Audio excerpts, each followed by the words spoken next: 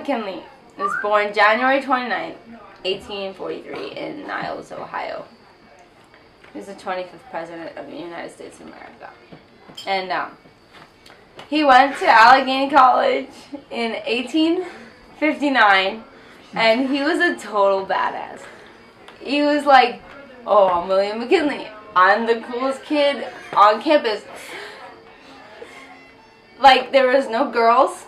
The whole student body was like 4 dudes. Just like, we're friends with William McKinley. He's going to be the next president. And he's so cool. So William McKinley's sitting around with his buds like one day, drinking mead by candlelight. So he's like, I'm so bored of just being this. Let's do something crazy. He goes to his friend. He's like, listen, I know that your father is a dairy farmer. I know that he's a dairy farmer. And that you have lots of cows. How fucking funny would it be if we grabbed like one of your cows and was like, we're gonna put it in Bentley. So I got the cow. I got like a rope leash for the cow.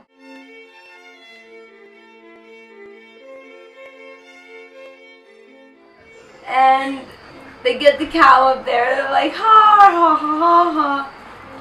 We did it. This is awesome. But then in class, the principal knocks on the door. He's like, William McKinley, I know that you brought a cow up to the top of Bentley. That cow is stuck there, you asshole. And William's like, what do you mean it's stuck? Like, cows go up and down the stairs. And the principal's like, we're president. The president of the college is like, no. Cows go up the stairs, but they do not go down the stairs. And William's like, I'm sure you can get the cow down the stairs. William McKinley's president. He's like, we're gonna have to butcher the cow. He starts like maniacally laughing. Like, ha ha ha. So he's like, well, you know, I didn't know the cow had to die, and I'm sorry for Clark's dairy farming family. But I have to go because I have a severe disease that's like almost going to kill me if I don't go home.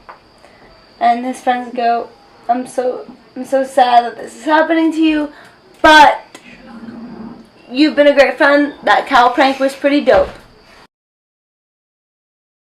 McKinley's like, okay, goodbye. I'm going back to Niles. McKinley really misses Allegheny. He was elected our 25th president. He served until 1900, and he was reelected again. And unfortunately, he only served a few months of his second term when, on September 6 of 1901, he was attending the Pan American Exposition in Buffalo, New York. He was inside the Temple of Music, shaking hands with the public, when a young anarchist named Leon Czolgosz approached the president. Czolgosz heard a speech by Emma Goldman, the anarchist, and he was electrified by it. He was electrified particularly by her words, which stated that all world leaders should be eliminated. But Leon Czolgosz was too crazed even for anarchists. Fellow bomb throwers were warned to steer clear. Despite what had happened with Lincoln and Garfield, McKinley did not seem to fear for his safety. He went up to Buffalo to take part in one of those World's Fairs that were held at that time, the Pan American Exposition, and with very little security. On September 6th, Czolgosz, carrying a fancy revolver and a white handkerchief, waited at the exposition. McKinley arrived. He was to give a short speech, and then he was to have an audience with the public. Czolgosz was in that audience, and he had the revolver wrapped in a white handkerchief. As Czolgosz came to McKinley, he extended his hand, the white handkerchief wrapped around it. McKinley extended his to shake the hand, and instead Czolgosz fired point blank at the president. Czolgosz hit the president in the abdomen and the chest. Leon Czolgosz. He is this middle-class American. He's from Eastern European descent. He killed a cow. He's killing the lower class of America. He is a bad guy. He needs to be put down. He conceals his gun like a little hanky that his mother made him. It says Liam on it. And he shoots him, bang, bang, twice. He shoots McKinley twice in the abdomen. McKinley's like,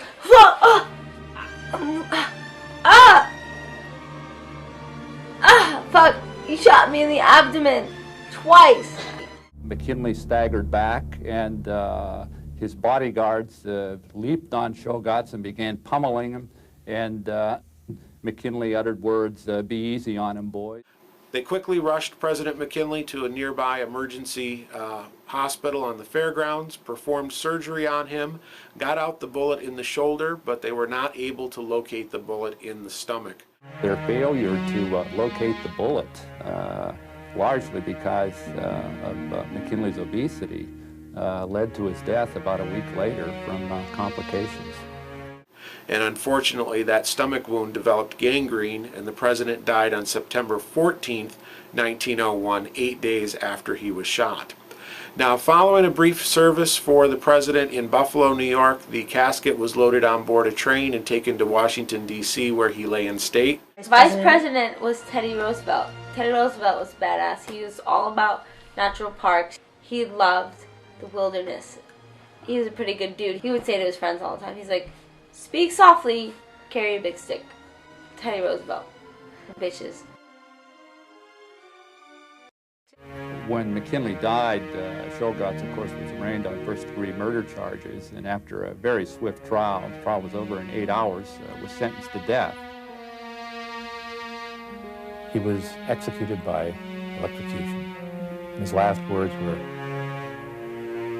"I killed the president because he was the enemy of the people, the working people." Fearing a gravesite containing his earthly remains would be a rallying point for anarchists, federal authorities made a decision to completely destroy his body with sulfuric acid after the execution.